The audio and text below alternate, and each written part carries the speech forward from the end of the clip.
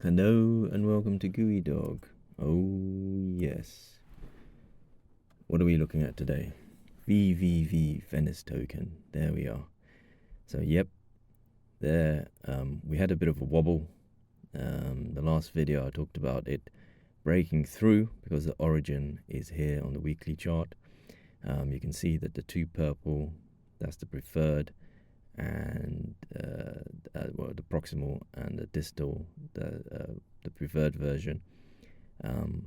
This is the origin of the move. That is a supply zone. We have a drop, base, drop. It's a sell zone, and you have seen it rise up to it, and then there was a lot of selling. There's a lot of seller orders there. Rise up to it.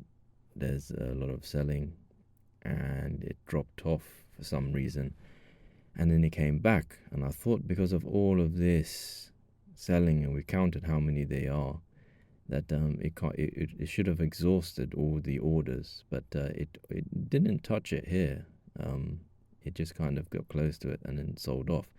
So I started thinking that, if we look at the token holders, the top 10 hold 92.84%. So really I started to think to myself, well, maybe there's so much selling, they've set all their orders here that it's going to take a lot of goes, and it could be years really, to break through this. But normally in a normal market, and I'll link to Burn's video about this, that he shows a classic case of this situation where you have so much selling that eventually you would break through. And but I'm thinking that because of the token holders, it's so concentrated, unfortunately, in few hands, that maybe they've set their sell orders to about $3, $4, between $3.50 and $4, and then we're going to be here forever. So so there was a little wobble that happened across crypto and Bitcoin, and I think the wider markets as well.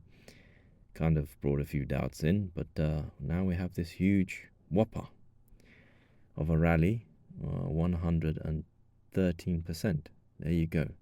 So it could be this time when it breaks through, or it could fall back again.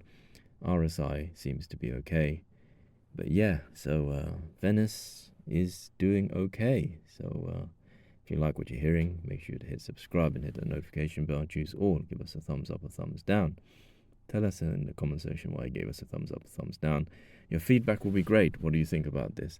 Thank you for listening, and goodbye.